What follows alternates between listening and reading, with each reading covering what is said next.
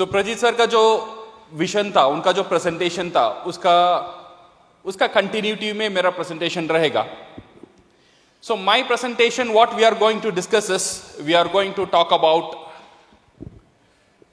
DXN future. ये जो बंदा है ये DXN का फ्यूचर के बारे में नहीं सोच रहा है. मेरा फ्यूचर DXN में कैसे रहेगा उसके बारे में सोच रहा है. DXN का फ्यूचर के बारे में सोचने की हमारी जरूरत नहीं है. वो डॉक्टर लिम, वो मैनेजमेंट, वो सब देख लेंगे. मेरा जो फ्यूचर है DXN में, वो कहां जा रहा है, कौन सी दिशा में जा रहा है, ये देखना बहुत इंपॉर्टेंट है. Because why we need to see the future. On है, डाउन. या why it is important to know your future. Because DXN में अगर हम देखेंगे, कई तरह के लोग,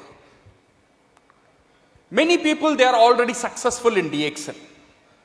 लाख कमाने वाले, 5 lakh, 10 lakh, 50 lakh, lot of people are there who are very successful. But कुछ लोग उसकी प्रयास में है, कोशिश में है सक्सेस होने के लिए. कुछ लोग नए नए शुरुआत में आए हैं ये रेस में दौड़ने के लिए. कभी कभी क्या होता है, एक मोड में चले आते हैं, वहां पे सोचने में मजबूर हो जाता है, जो रास्ता मैंने चुना है वो रास्ता सही रास्ता या नहीं है. जो DXN में दौड़ रहा हूं वो सही रास्ता में दौड़ रहा हूं या नहीं दौड़ रहा हूं.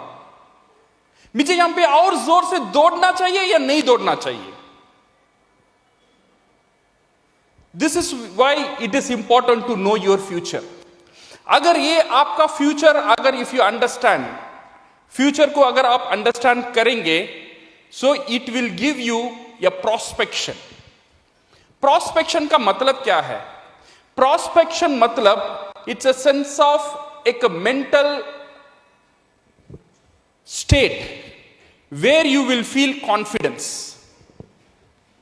एक कॉन्फिडेंस मिलता है. This is what we called a prospection state. जब आप फ्यूचर को देखते हो, you will get some confidence, you will have motivation, you will have focus and you will have happiness. ये जब भी मिलेगा when you see the future clearly. Chennai में मेरा एक दोस्त था. उसने क्या किया, चेन्नई शहर से बाहर उसने एक जमीन खरीदा. उसने कोई रियल एस्टेट वालों ने उसने जमीन बेच दिया. उसने पूरा पैसा, उसका जो करियर में जितना भी सेविंग था, सारी सेविंग वो जगह में डाला. जगह में डालने के बाद 2 साल का बाद मैं उससे मिला. मैं पूछा तू कैसा है? वो बोल रहा उतना अच्छा नहीं हूं. क्यों? ये देखना, मेरा पूरा फ्यूचर में यहां पे डाल दिया. वो समय ये डिसीजन मुझे सही लगा तो इसीलिए मैंने वहां पे डाल के पूरा जमीन खरीदा. बट अभी पता नहीं यहां पे कुछ डेवलपमेंट नहीं हो रहा है, और ये जमीन बेचना चाहूं या ना चाहूं, अगर बेचने के लिए लोग भी नहीं आ रहे, खरीदने के लिए लोग भी नहीं है, तो इसीलिए मैं परेशान हूं. मुझे पता नहीं मेरा फ्यूचर क्या होगा. तो मैंने उसको बोला, अच्छा यू डोंट वरी, मेरे कुछ दोस्त है, मैं उनसे पूछूंगा अगर ये जमीन को कैसे बेचने के मैं तुझे इंतजाम कर रहा हूं. मेरा एक दोस्त था CMDA में, चेन्नई मेट्रोपॉलिटन डेवलपमेंट अथॉरिटी में काम कर रहा है. मैं उससे पूछा, ये जमीन है, मेरा दोस्त वो बेचना चाहता है, तू अगर तेरा कोई कॉन्टैक्ट है तो मुझे बता. वो जो CMD में काम करने वाला, उसने बोला तेरा दोस्त को बोल वो जमीन कभी भी नहीं बेचने का. बिकॉज वो जो जमीन है ना, उसका पास मेट्रो ट्रेन का एक बड़ा हब आने वाला है. उसका सामने एम्स का हॉस्पिटल आने वाला है. उसका 1 किलोमीटर पीछे नया तमिलनाडु गवर्नमेंट का सेक्रेटरीट होने वाला है. तो इसीलिए उसे बोल ये जमीन को कभी भी नहीं बेचने का. मैं मेरा दोस्त से गया, मैंने बोला देख तू बेचना चाहता है, ये वहां पे मेट्रो आने वाला है, सेक्रेटरीट आने वाला है, एम्स आने वाला है, मैं हर एक इंफॉर्मेशन दे रहा हूं, उसका अंदर जो कॉन्फिडेंस लेवल है वो बढ़ता गया बढ़ता गया। जब मायूसी था उसका चेहरे में खुशी मुझे नजर आया। मैं अभी उसे बोला बेचना चाहता है मुझे बेच दे, वो सब बोला नहीं बेचूंगा, ये जमीन को मैं कभी भी नहीं बेचूंगा। सेम इंसान सेम जमीन, एक हफ्ते पहले उसका डिसीजन दूसरा था। सेम जमीन में एक हफ्ते पहले उसका डिसीजन दूसरा बन गया। कैसा बना? क्या ऐसा हुआ उसका डिसीजन ऐसा बदला? क्यों बदला? क्यों बदला? बिकॉज एक ही चीज, फ्यूचर का इंफॉर्मेशन उसे मिला, उसने फ्यूचर को देखा, इसीलिए उसका अंदर जो कॉन्फिडेंस आया, इसीलिए उसका अंदर जो मोटिवेशन आया, इसीलिए उसका अंदर जो हैप्पीनेस आया। वो जमीन में अभी भी कुछ भी नहीं हुआ, बट होने वाला है, ये भरोसा, ये इंफॉर्मेशन, दिस कॉन्फिडेंस, ये फ्यूचर को देखा, इसीलिए उसका अंदर कॉन्फिडेंस आया। इसीलिए दोस्तों डीएक्सन का फ्यूचर कहां है ये देखना बहुत बहुत जरूरी है, हमारा कॉन्फिडेंस के लिए, मोटिवेशन के लिए, फोकस के लिए और हैप्पीनेस के लिए। So where DXN is going and how we are going, because हर वक्त मोटिवेशन हमारा साथ ही नहीं रहता है। कुछ टाइम मोटिवेटेड रहते हैं, कुछ मोटिवेशन चला जाता है, कुछ टाइम ऐसे मुसीबत आ जाता है, सोचने में मजबूर कर देता है रास्ता सही है या नहीं है। इसीलिए ये जो इंफॉर्मेशन साथ में रहना बहुत जरूरी है, तो हमारा मोटिवेशन को, काम करने का जो हमारा जज्बा को बढ़ा रखे। सो माय डियर, तो नाउ लेट अस फोकस। अगर if you want to see the future, अगर आपका फ्यूचर देखना चाहते हो कहां है, ये फ्यूचर कुछ फैक्टर में डिपेंडेंट होता है। नंबर वन, ये डिपेंडेंट होता है इन द इंडस्ट्री इटसेल्फ। ये जो हमारा इंडस्ट्री है, डायरेक्ट सेलिंग इंडस्ट्री, इसका फ्यूचर क्या है ये देखना बहुत जरूरी है। इसका फ्यूचर कितना मजबूत है ये देखना बहुत जरूरी है। अगर ये हमें मालूम पड़ जाता है तो हमारा फ्यूचर, हम ये कंक्लूजन में आ सकते हैं, तो हमारा फ्यूचर भी बहुत ताकतदार है। ये जो फेसेस है, this is the face of any industry. जो भी इंडस्ट्री आता है, इमर्ज होता है, सक्सेस होता है, ये फेस से गुजरता है। Not only direct selling industry के बारे में बात नहीं कर रहा हूं, सारी industry. You talk about banking industry, you talk about insurance industry. ये कैसा हुआ? पहला शुरू होता है एमरजेंस ऑफ एन इंडस्ट्री। ये एक इंडस्ट्री शुरू होने का कुछ आइडियाज कुछ लोगों का साथ आता है। वो आइडिया आने का बाद वो लोगों का साथ शेयर करते हैं, ऐसा एक आइडिया आया है, तू क्या बोलता है, let us start this industry. ये आइडिया आने का बाद पहला स्टेप आता है रेसिस्टेंस। लोग नया आइडिया को जल्दी नहीं मानते। जैसा हुआ बैंकिंग। जब बैंकिंग शुरू हुआ था, लोग बोले थे, उस टाइम में क्या होता था, सारी पैसा घर में ही रखते थे। एक बंदा जाके बोला, भाई तेरा पैसा, सारी पैसा मेरे पास है, मैं रख लूंगा। तो लोगों को अजीब से लगा, मेरा पैसा तेरा कने क्यों दूं? मेरा पैसा मैं खुद रखूंगा ना। बिकॉज वो टाइम किसी को जानता, मेरा पैसा तू क्यों मांग रहा है? नो, तेरा पैसा था, मैं सुरक्षित रखूंगा, वो मैं खुद रख लूंगा। सो शुरुआत में ये बैंकिंग इंडस्ट्री का इतना आसान से इमर्ज नहीं हुआ। देन लोगों को पता चला चोरी हो रहा है, ये हो रहा है, उसका एडवांटेज के बारे में पता चला। देन एक रेसिस्टेंस का बाद एक ग्रोथ शुरू हुआ वहां पे। ये जब ग्रोथ शुरू हुआ, पहले फेस में ये ग्रोथ बहुत बड़ा होता है। जब ये बड़ा होता है, इसमें सारे खिलाड़ी अंदर आते हैं। अच्छे बैंकिंग भी आता है, खराब बैंकिंग भी आता है। ये जब खेल शुरू हो जाता है, तब इसमें कुछ लोग फायदा भी होते हैं, कुछ लोग का नुकसान भी हो जाता है। जब नुकसान हो जाता है देन इसका चर्चा शुरू हो जाता है। एक बंदा ने बैंक में पैसा डाला, वो बैंक डूब गया, वो बैंक चला गया। देखो, इसीलिए बोला था बैंक में पैसा मत डालो, ये नए नए आइडिया में मत जाओ। सो ये क्या होगा, then it go to the initial big growth, then expect skeptical और करेक्शन फेस आएगा।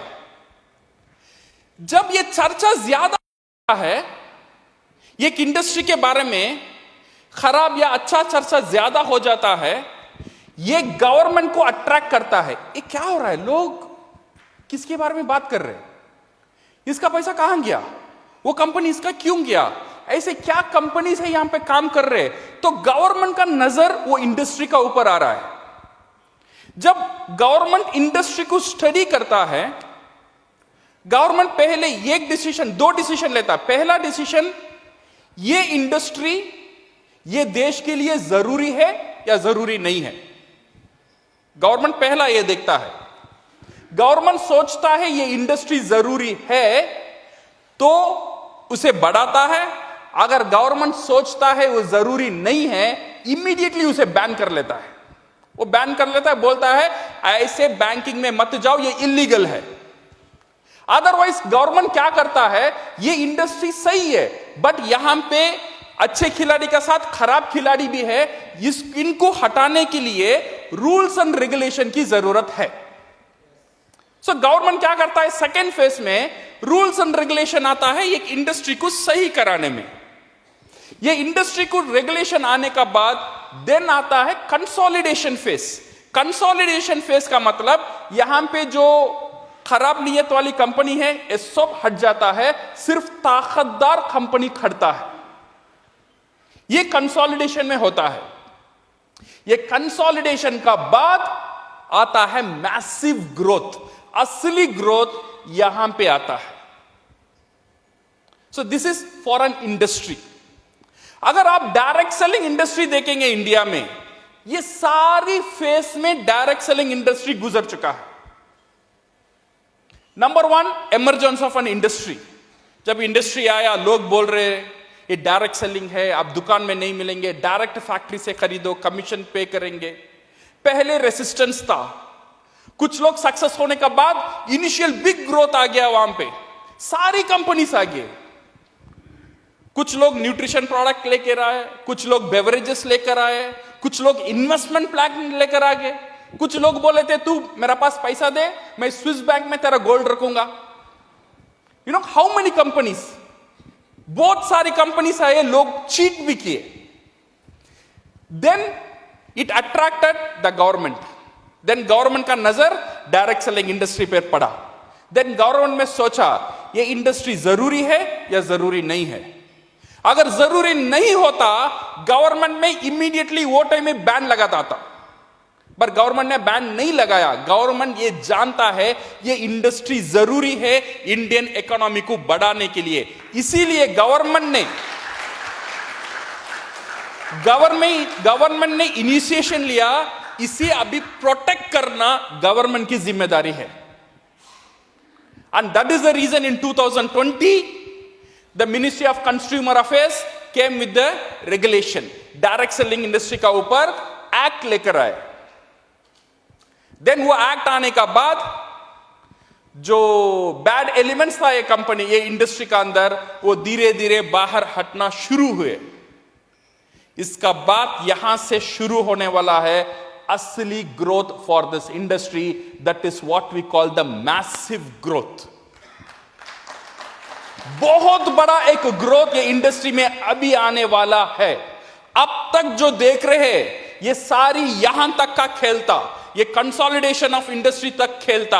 अभी एक्चुअल ग्रोथ यहां पे, मैसिव ग्रोथ यहां पे शुरू होने वाला है।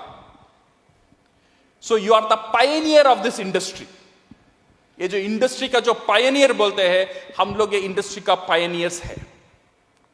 So now you understand the future of direct selling industry. कैसा है हमारा इंडस्ट्री? मजबूत इंडस्ट्री है, द फ्यूचर इंडस्ट्री है, एंड द ब्राइट इंडस्ट्री है, एंड मैसिव ग्रोथ करने वाली इंडस्ट्री है हमारा इंडस्ट्री, डायरेक्ट सेलिंग इंडस्ट्री। सो इसे देखना बहुत जरूरी है, कहां हम जा रहे हैं, हमारा इंडस्ट्री कहां जा रहा है, यह देखना बहुत बहुत जरूरी है। Second, my dear friends, let us go to the company. Company कहां जा रहा है, कंपनी फ्यूचर क्या कर रहा है। इफ यू सी 25 ईयर्स, 25 साल, अभी डीएक्सन 30 साल कंप्लीट करने वाला है, बट 25 साल अगर हम देखेंगे, सिर्फ हमारा कान में एक ही न्यूज आता था, डीएक्सन ने वो कंट्री में ब्रांच खोल लिया है, डीएक्सन ने सऊदी अरब में खोला, डीएक्सन ने कुवैत में खोला, डीएक्सन ने मोरक्को में खोला, डीएक्सन ने लैटिन अमेरिका में खोला, डीएक्सन ने मंगोलिया में खोला। ऐसी बात आती थी ना, 25 ईयर्स, यहां ओपन हुआ, वहां ओपन हुआ, सिर्फ एक्सपेंशन और एक्सपेंशन और एक्सपेंशन, इसी का बात होता था। बट लास्ट 2 ईयर्स और अगले 15 साल अगर हम देखेंगे, अभी रिसेंटली क्या बात सुनने को आता है, एक्सपेंशन तो हो रहा है। अभी रिसेंटली क्या सुनने को आता है, कंपनी ने वहां फैक्ट्री ले लिया, कंपनी ने अभी ये नहीं सुन रहा है कंपनी ने वो खोला, ये खोला, वो फेज गुजर गया। अभी सेकंड जो फेज है, जो नेक्स्ट 15 साल का जो फेज है, this is the self sustainability phase, जो डीएक्सन अभी गुजर रहा है, जो अभी फोकस कर रहा है। बांग्लादेश में फैक्ट्री खुला, नेपाल में जमीन खरीद लिया, मोरक्को में जमीन खरीद लिया, गयाना में जमीन खरीद लिया, यहां पे फैक्ट्री नया ओपन हो रहा है, वहां पे गवर्नमेंट का साथ टाई अप हो रहा है। ये सारी इंफॉर्मेशन अभी हम मिल रहा है। This phase is called the self sustainability phase, because ये डायरेक्ट सेलिंग इंडस्ट्री को परमानेंट रहना है, 2 चीज जरूरत है, एक एक्सपेंशन होना है, सेकेंड सेल्फ सस्टेनेबल होना है। हर एक कंट्री आत्मनिर्भर होना बहुत बहुत जरूरी है। सिर्फ फैक्ट्री का ऊपर कंपनी काम नहीं कर रहा है। प्रजीत सर ने बोला 10,000 एकड़ जमीन, कैन यू इमेजिन 10,000 एकड़? 1 acre is around 42,000 square feet. We are not talking about 10 acre, we are not talking about 100 acre, we are talking about 10,000 एकड़। अगर कार में जाएंगे तो 4 घंटा लगेगा सिर्फ एकड़ क्रॉस करने में। सो इतने बड़ी जमीन व्हाई वी नीड? ये फैक्ट्री के लिए नहीं है, definitely this is for your cultivation. So DXN कहां जा रहा है? कल्टीवेशन से लेकर, फैक्ट्री से लेकर, everything it will be in its own control, वो खुद का हाथ में रखेगा, सो दैट दिस कंपनी किसी का ऊपर निर्भर करने की जरूरत ना आए। Now no need to depend on anything. This is what DXN is going. So what will happen is, it will become the everlasting company. So this is what we should know about the future. When you want to know the future, when you ask this question, ये question हमारा mind में आता है, तो हमको ये देखना है, ये एक परफेक्ट इंडस्ट्री है और एक परफेक्ट कंपनी है जो मेरा फ्यूचर को 100% सिक्योर कर सकता है। My dear friends, if you want to know the future, you should also know what is DXN का प्रोडक्ट के बारे में। DXN का प्रोडक्ट, ये प्रोडक्ट डायरेक्ट सेलिंग इंडस्ट्री में एक बहुत बड़ा रोल प्ले करता है एक नेटवर्कर को सक्सेस कराने में, because this is our tool. सारी खेल इसका साथ ही हम खेलने वाले हैं, ये हमारा हथियार है। अगर हथियार मजबूत रहेगा, जीत इजी हासिल कर सकते। सो डीएक्सन का जो प्रोडक्ट का ट्रेंड कहां जा रहा है, ये देखो। अगर ये सही रास्ते में जा रहा है तो वी विल नो मेरा भी जो फ्यूचर है वो सही रास्ते में ही है। पहला जो फेसेस था डीएक्सन का 2000 टू 2010, मैं जब चेन्नई में शुरू हुआ था 2001 में, अराउंड 200 पीपल 300 पीपल ऑफिस में आते थे, उसमें से 80% लोग पेशेंट थे।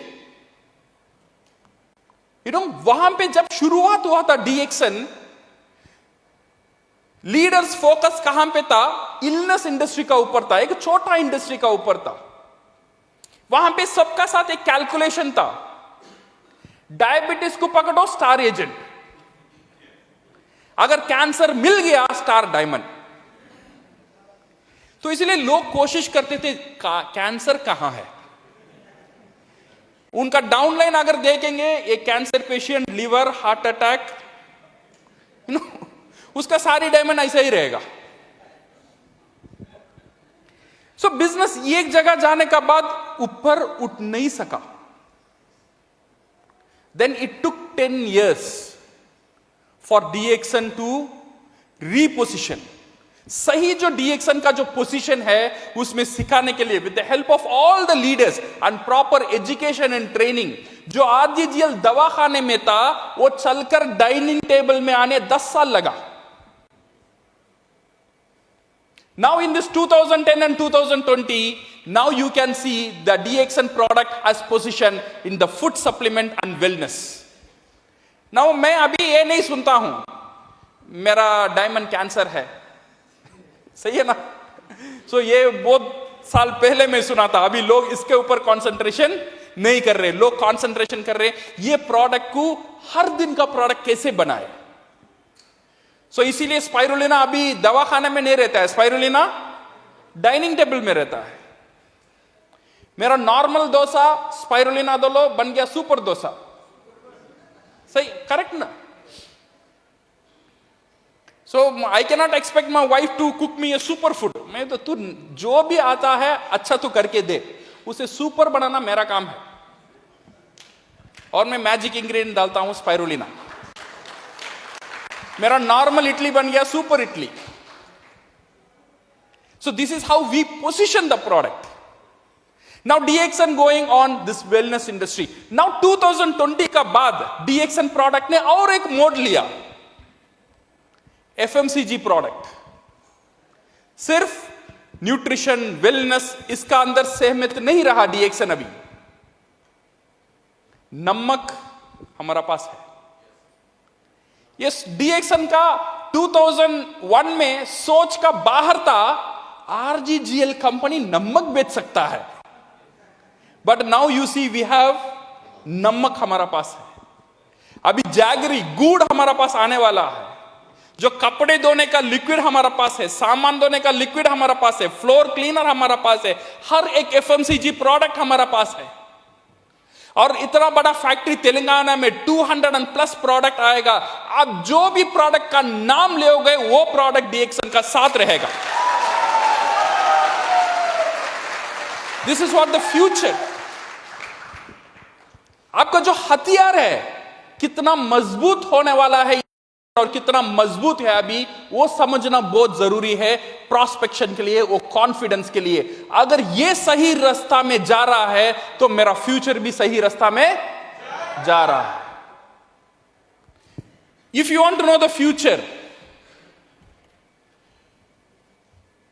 You should know about your action trend.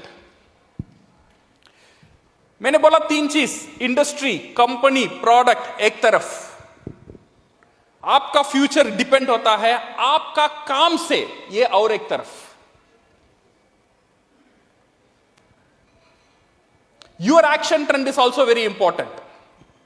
पहले हम देखेंगे ये जो स्टेजेस है, ये जो फेसेस है, एक नॉर्मल नेटवर्कर का फेसेस ऐसे ही गुजरता है। पहला फेस होता है स्टार्टिंग स्टेज, जब वो मेंबरशिप साइन करता है और डीएक्सन में आ जाता है। This is what we call the starting stage. Starting stage आने का बाद देन ही बिल्ड द बिजनेस, ट्रेनिंग लेना, प्रोडक्ट बेचना, स्पॉन्सरिंग करना, सेमिनार अटेंड करना, वो बिल्ड करता है। बिल्ड करने का बाद थर्ड स्टेज आता है मोमेंटम। मोमेंटम फेज का मतलब उसका स्टेटस बड़ा होना शुरू होता है। स्टार एजेंट बन गया, स्टार रूबी बन गया, स्टार डायमंड, और बोनस भी बढ़ना लगता है और स्टेटस भी बढ़ना लगता है। This is what we call the momentum. एक मोमेंटम, एक तेज रफ्तार पड़ता है। This is what the momentum stage. एक मोमेंटम स्टेज का बाद एक आता है स्टेबिलिटी स्टेज। वहां पे लीडर को महसूस होता है अभी मेरा बिजनेस सुरक्षित है, मेरा बिजनेस ऑटोमेटिकली बढ़ रहा है, this is what we call the stability stage. वो स्टेबिलिटी स्टेज का बाद आता है सक्सेशन स्टेज। दैट मींस उसका नीचे लीडर तैयार हो गए। अभी ये बिजनेस मेरा ऊपर डिपेंडेंट नहीं है, वो ये डिपेंडेंसी मेरा टीम का साथ चला गया है। अगर अभी मैं रहूं या ना रहूं, ये बिजनेस चलता ही रहेगा। मैं काम करूं या ना करूं, मैं इंडिया में रहूं या गोल्डन वीसा लेकर दुबई में चले जाऊं, मेरा टीम काम करता ही रहेगा, जो प्रोफेसर का साथ हो रहा है। सक्सेशन स्टेज उन्होंने दे दिया, ये बिजनेस अभी तुम्हारा है, संभालो। बिकॉज उनको ये भरोसा आ गया, ये लीडर इतना बढ़ गए, ये बिजनेस वो खुद संभाल सकते हैं। Then you go to the retirement stage. अभी सो जाओ, नाचो, गाओ, काम करो, नहीं करो, कुछ भी करो, ये जो व्हील है, ये जो सिस्टम है, ये चलता ही रहेगा, चलता ही रहेगा, चलता ही रहेगा। This is the faces of A proper networker. But सारी नेटवर्कर का फेसेस ऐसा नहीं जाता है। यहां पे कुछ रोड डिविएशन भी ले लेते हैं।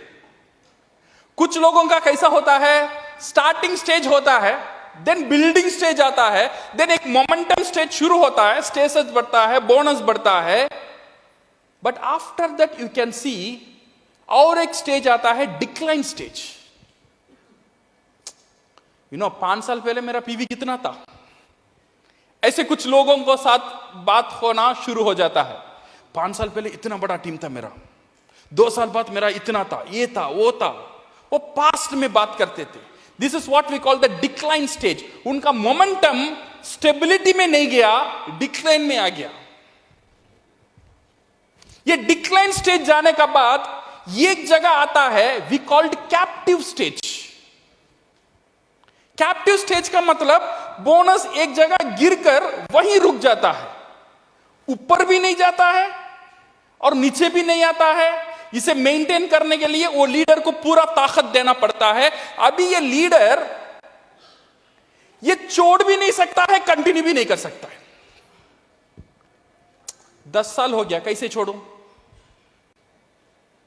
अभी कंटिन्यू करूं, उसमें भी मजा नहीं है। अपलाइन भी बात नहीं सुनता है, डाउनलाइन भी नहीं सुनता है, अकेले अकेला महसूस कर रहा हूं। ये कैप्टिव स्टेज, ये कैप्चर स्टेज में आ जाता है ये तरह के networker.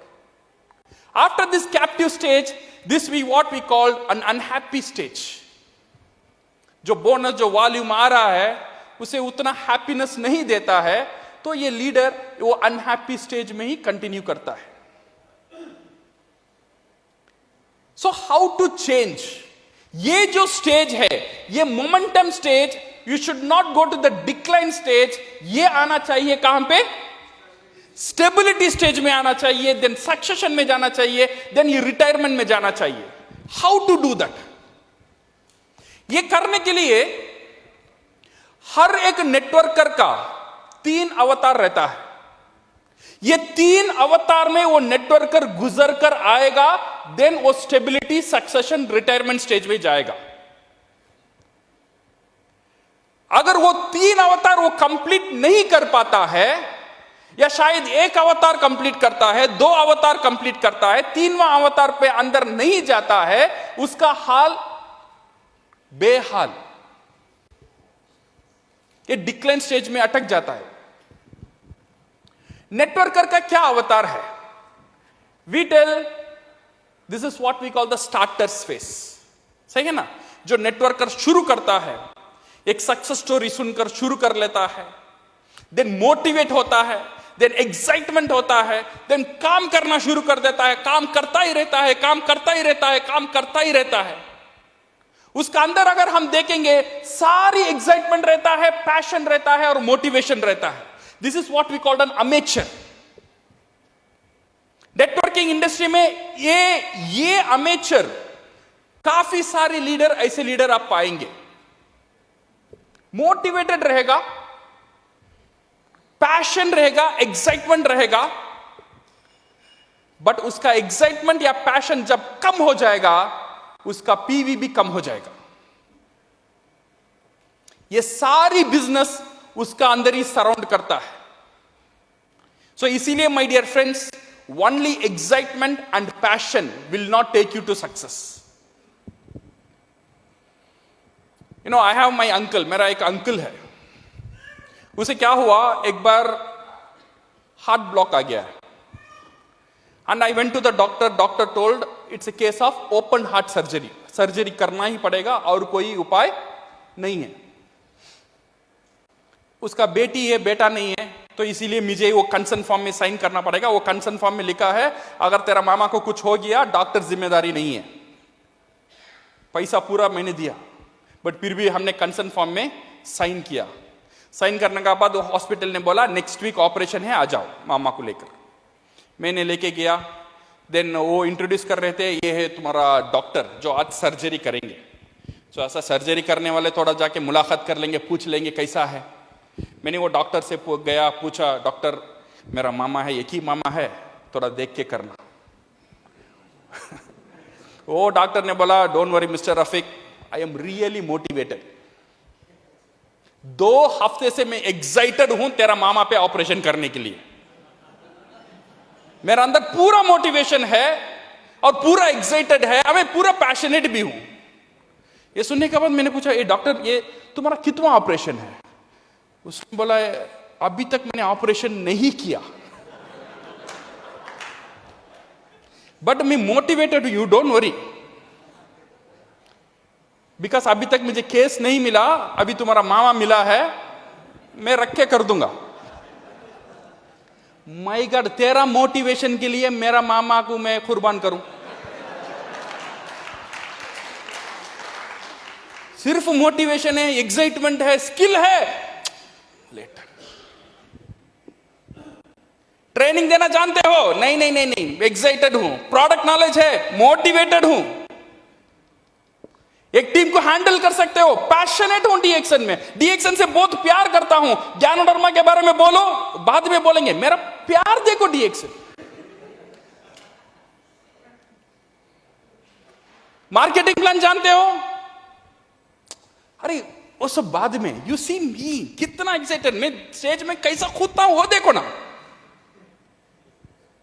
My dear friends, excitement, passion और मोटिवेशन जैसा वो डॉक्टर का पास मेरा मामा, वो नेटवर्कर का साथ नया मेंबर, उसका हाल क्या होगा? वो क्या गाइड करेगा उसे, वो क्या सक्सेस बनाएगा उसे, वो खुद नहीं जानता है क्या करे। इसीलिए ये 2 अवतार काफी नहीं मेरे दोस्तों। You have to enter into third अवतार, एंड थर्ड अवतार we called a professional networker, where you concentrate on the skill development. ये प्रोफेशनल कैसा बनता है? ये दोनों, ये अमेचर, ये प्रोफेशनल का फर्क क्या है? Amateurs work for the result, professionals work on the process. Always remember, amateur क्या करते हैं? रिजल्ट में काम करते हैं, और प्रोफेशनल क्या करते हैं? प्रोसेस में काम करते हैं। रिजल्ट क्या है, प्रोसेस क्या है? रिजल्ट का मतलब क्या है? हर महीना कितना पेवी करना है? कितना करना है? कोई बोलता है 3000, कोई बोलता है 5000, कोई बोलता है 1000। तो हमारा कॉन्सेंट्रेशन कहां है? This is what we call result. 1000 करो, रुक जाओ, बस बस हो गया। 1000 करने के लिए बोनस आ जाएगा ना, तो 1000 ही करो, या 3000 करो, काफी है। So we concentrate only on the process, only on the result. ये रिजल्ट ले आने का एक प्रोसेस है। What is the process? Become a strong distributor. अगर हम अच्छा डिस्ट्रीब्यूटर बनेंगे, this result will keep on increasing, keep on increasing, keep on increasing. इसका प्रोसेस ही है एक डिस्ट्रीब्यूटर को ताकतदार डिस्ट्रीब्यूटर बनाना और ज्यादा प्रोडक्ट डिस्ट्रीब्यूट करना। बिकॉज हमारा नाम क्या है डीएक्सन में?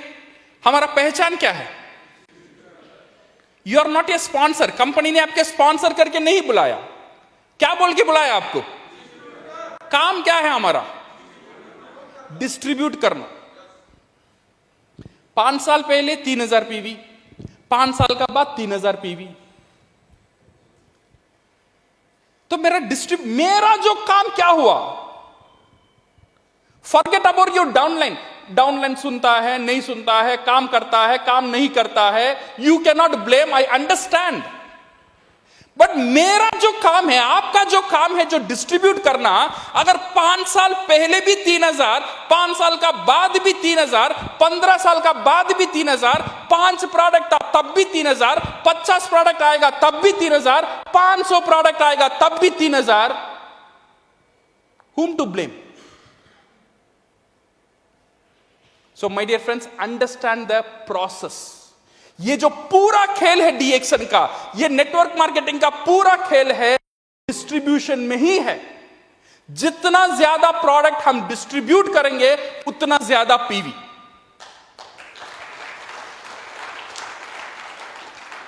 बट हम तो डाइट में डाल देते हैं पीवी को। 3000 वहीं रुक जाओ, 5000 करेंगे तो बड़ा स्पाइरुलिना मिलेगा, वो महीना कर लेना, अदरवाइज नहीं करेंगे।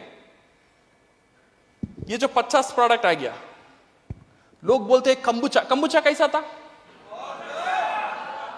ये बहुत जबरदस्त, नहीं जबरदस्त, आपका पीवी में पता चलेगा। ये कंबुचा आने के बाद भी सेम 3000 ही है, कंबुचा का फायदा ही नहीं है।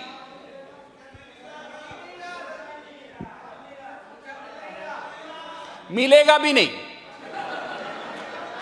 ये मिलने वाला भी नहीं, बिकॉज जो लोग पर्सनल पीवी नहीं बढ़ाते हैं उनको कंबुचा नहीं मिलेगा। एक ही कंडीशन है, एक नया प्रोडक्ट आता है तो 1000 पीवी बढ़ाओ, और एक नया पीवी आता है 3000 नहीं, अभी 4000 होगा आपका पर्सनल पीवी, और एक नया पीवी आता है तो 5000 पीवी। हर एक नया प्रोडक्ट हर महीने 1000 पर्सनल पीवी इंक्रीज।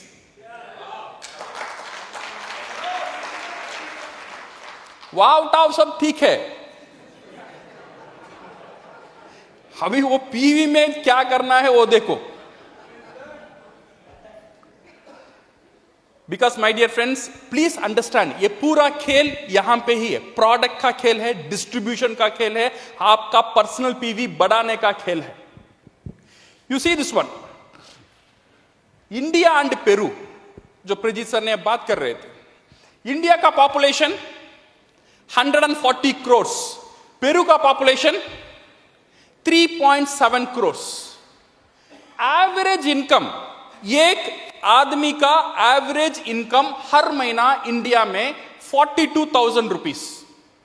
पेरू में एक आदमी का average income is 35,000 rupees.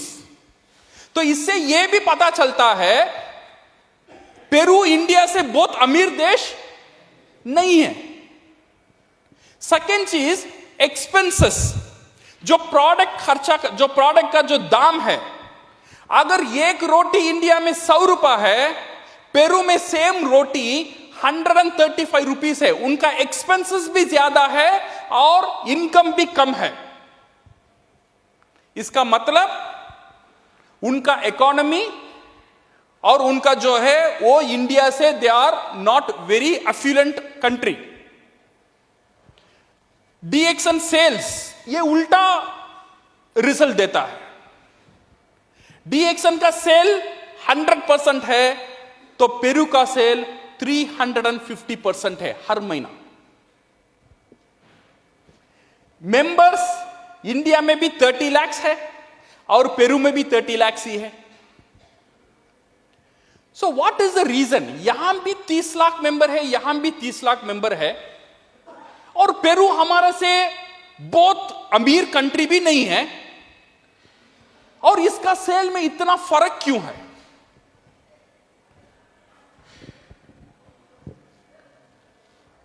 Because of the personal PV and the average purchase. अगर इंडिया में अगर हम देखेंगे 1000 पीवी करने में 3000 रुपया लगता है, 3000 पीवी करने में 9000 रुपीस लगता है। वेरस इन पेरू उनका 1000 पीवी माने 30 पीवी करने में इंडियन वैल्यू में 10,000 रुपए का प्रोडक्ट परचेस करते। 3000 मेंटेन करने के लिए वहां पे 100 पीवी, इनके लिए हर एक व्यक्ति 30,000 का प्रोडक्ट खरीदता है। इंडिया में एवरेज परचेस एक डिस्ट्रीब्यूटर एवरेज पर मंथ 6,100 खर्चता है, एक डीएक्सन डिस्ट्रीब्यूटर। वेरस इन पेरू हर एक डिस्ट्रीब्यूटर 20,000 खर्चता है डीएक्सन प्रोडक्ट खरीदने में। सो इसमें और गौर कर कर देखेंगे आपको वो कैलकुलेशन पता चलेगा। ये जो एवरेज परचेस 6,100 यहां पे 20,000, ये 3.5 गुना ज्यादा है, इसीलिए उनका सेल भी 3.5 गुना ज्यादा हो गया है। अगर हमें भी उनसे पार करना है तो ये 6,000 से बाहर आना चाहिए। 6,000 का मतलब 2,000 PV on an average. Each and every DXN distributor 2,000 personal PV maintain करता है। तो हमें 1,000, 2,000, 3,000 से बाहर आना है। अगर आपको पेरू को बीट करना है, इसे बीट करना चाहिए। जब तक इसे हम बीट नहीं करेंगे, हम पेरू का पास जा भी नहीं सकते। इसे बीट करना है तो 20,000 का बीट करने का मतलब हर एक व्यक्ति एवरेज 7,000 पीवी मेंटेन करना चाहिए। Only you maintain 7,000 PV, you can reach Peru. और पेरू से ज्यादा जाना चाहिए तो 10,000 पकड़ो। तो खेल पर्सनल पीवी में ही है। सो ये मेंटालिटी से बाहर आना बहुत जरूरी है। 1,000 में बोनस आता है, 3,000 में ये हो जाता है। मैंने प्रजीत सर को बोला, सर अब 3,000 पीजी पीवी में मैंडेटरी मत करो। अगर करना है तो पर्सनल पीवी 3,000 मैंडेटरी करो। आप राजी हो? आप राजी हो? Personal PV should be 3,000। Personal PV 3,000 मत बहुत बड़ा पार्ट नहीं है। 3,000 मीन 9,000 रुपीज ऑफ प्रोडक्ट। पूरे महीने में एक इंटरनेशनल ब्रांड का डिस्ट्रीब्यूशन लेने वाला अगर 9,000 प्रोडक्ट भी खुद नहीं खाता है और नहीं बेचता है, वो क्या काम कर लेगा पूरा 30 दिन में? पूरा खेल यहां पे भी रहता है my dear friends. Concentrate on your personal PV. ये जो आपका जो टीम है ना, अगर कोई लीडर को ये समझ में आ गया है, आपका टीम में ये इंस्टिल करो कैसा उसका पर्सनल पीवी बढ़े। पर्सनल पीवी को बढ़ाने में आप प्लान करो, इंप्लीमेंट करो और ट्रेनिंग करो और कन्वेंशन करो। जो भी करना है, हर एक व्यक्ति का पर्सनल पीवी हर महीना बढ़ना है। ये स्ट्रैटेजी आपका टीमर लेकर आइए। You will see UP will be number 1 in the entire industry.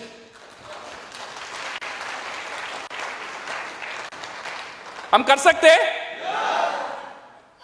अगर करना है, don't see the PV, concentrate on the process. हर महीना कितना डिस्ट्रीब्यूटर मेरा टीम में जुड़ता है, इसमें ख्याल रखना। हर महीना कितना डिस्ट्रीब्यूटर जुड़ा, डिस्ट्रीब्यूटर नहीं, कितना कंज्यूमर जुड़ा। डिस्ट्रीब्यूटर तो जुड़ना चाहिए, इसका साथ साथ कंज्यूमर भी जुड़ना चाहिए। कंज्यूमर जुड़ेगा, देन ओनली आपका जो स्टेटस, आपका जो डिस्ट्रीब्यूशन है ना, डिस्ट्रीब्यूटर का ताकत बढ़ेगा। When you become star agent, इसका मतलब क्या है? एक नॉर्मल डिस्ट्रीब्यूटर से आप ताकतदार डिस्ट्रीब्यूटर बन गए हो, star agent distributor. Star ruby का मतलब क्या है? और ताकतदार, स्टार रूबी डिस्ट्रीब्यूटर।